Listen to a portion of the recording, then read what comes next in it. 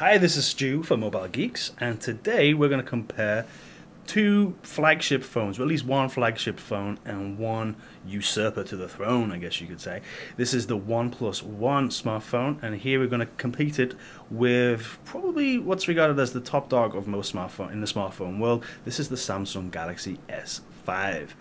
Right, so the first thing you'll notice, we put these guys side by side, is that there is a difference in screen size, and of course, which translates into a difference in device size. Now over here you've got, on the Samsung Galaxy S5, you've got a 1080p screen which is 5.1 inches diagonally across, compared to the OnePlus One, which has a 5.5 inch screen, just a little bit bigger. They're also the same resolution. This is also a 1080p screen, but the screen technologies behind them are quite different. This is IPS LCD, where over here we have a Super AMOLED from Samsung. Now this screen has had a lot of acclaim, shall we say, on the Galaxy S5, and indeed it does look absolutely fantastic, and it's one of the best screens we've ever seen. Actually, you can see that in terms of brightness, it's outshining the OnePlus. Should we get down to viewing angles? Yeah, I mean, in a head-to-head, I guess maybe Samsung are winning here, but they're both fantastic screens on a little bit different sizes. How does the different size translate into overall weight? Well, this guy is 162 grams, which is a decent bit of kit when it's in your pocket. Over here we have 145 grams, which is a significant difference for sure when you're actually carrying it around with you. Certainly, if you're a guy like me and you use your pocket, then you'll definitely notice that. In terms of thickness, we just put these guys side by side.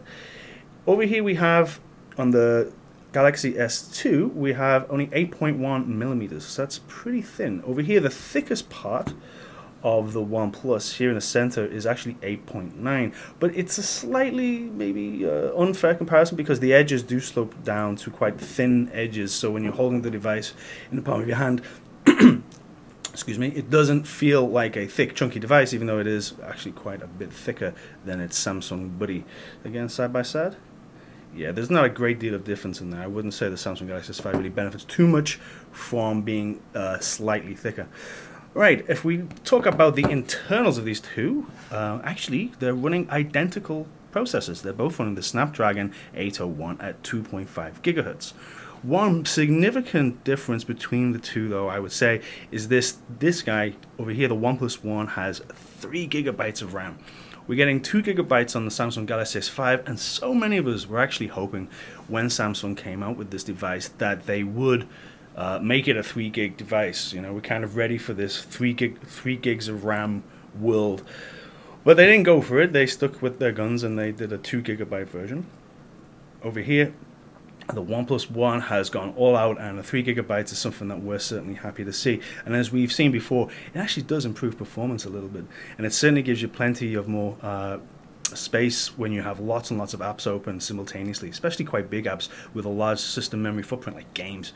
So I guess I mean, I'm certainly happy to see 3 gigabytes here. Or the one other difference in terms of if we're talking memory, let's talk about internal storage.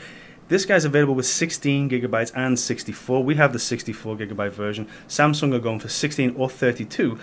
But the great thing about the Samsung is that it does actually support micro SD cards. The OnePlus, strangely, and I can't believe this decision really, the OnePlus isn't going to give you a micro SD slot, which is a real shame in my opinion. I think they could have snuck one in somewhere, especially because this is a removable back here. Once you get your stab here with your little pin, you get your SIM card slot out, you can pop off the back, and well, I mean, OnePlus are offering lots of different style backs, so I think this is something that they've kind of overlooked. I think Samsung has it right. We need micro SDs.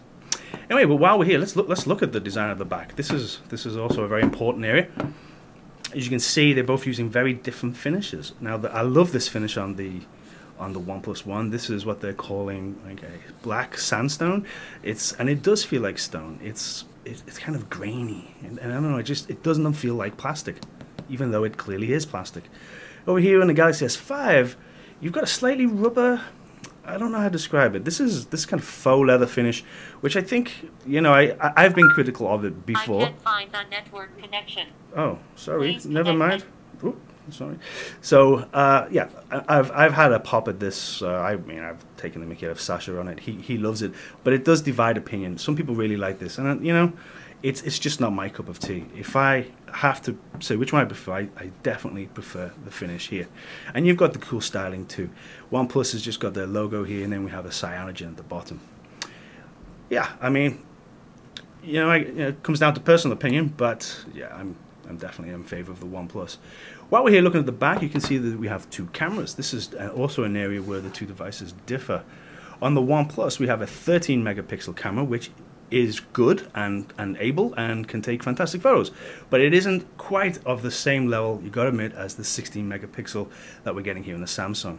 They've both got dual LEDs, and they're both, I guess you could say, they're both capable of fantastic photos, but the Samsung is possibly one of the best cameras we've ever seen. It's right up there with Sony and their Z2. Also, this is reflected on the front as well, where you're getting a 5 megapixel here and a 2 megapixel on the Galaxy S5, but don't believe the pixels. I would still say that Samsung are slightly ahead there. Now, both of these phones support removable batteries, and the backs do come up of both of these, so you can get to those batteries. The OnePlus has a 3,100 milliamp hour battery, whereas the OnePlus over here has a 3,100 milliamp hour battery, while the Galaxy S5 has a 2,800 milliamp hour battery. Battery life will probably be pretty similar, I imagine, because we've got a larger screen over here. So even though there's a high capacity battery, it will be, I think, pretty much even. Other comparisons we can make? Well, the big main point here is to compare these devices in terms of price. Now, the Samsung Galaxy S5 really is a flagship phone, and it has a flagship price. Now, that price is between $650 and $700. Now, if you're a Samsung fan and you really like the OS and you like what they've done with it with Android 4.4, and I have to admit they've done a good job. It's not bad. I would just, my only real issue with software would be that there's quite a lot of bloatware and a lot of apps maybe that you don't want. But that's Samsung's just trying to give you everything. So this is an everything phone, and it is definitely one of the best phones you will ever use. I guess it comes down to personal preference. It might not be my favorite, but it definitely has its fans. But $650 US would be the cheapest price. You may even end up paying $700 if you want the larger 16 gigabyte version. Now this chap. This is a real game changer, because the OnePlus One is retailing for $300 US for the 16 gigabyte version. That's half the price of this guy, and no way is this half the phone. Okay, so I think the camera's a bit better here, maybe. Oops, excuse me. The camera's a little bit better, but apart from that, I think these are two flagship devices. This looks great, it feels great, and it's half the price of this guy. And it also runs quite slick and very kind of, I would say, intensely customizable UI from Cyanogen. So I don't know, I quite like Cyanogen. I prefer it to Samsung. Hardware wise, I think the devices are very comparable, but for the price, I'll leave it to you to decide, ladies and gents, but I think Samsung have a big problem on their hands when I'm seeing devices like this from OnePlus. Okay, thanks. This is Stu from Mobile Geeks. Go away. If you enjoy this kind of video, especially comparison videos of smartphones, please subscribe to our channel below, and well, thanks for joining us. Bye bye.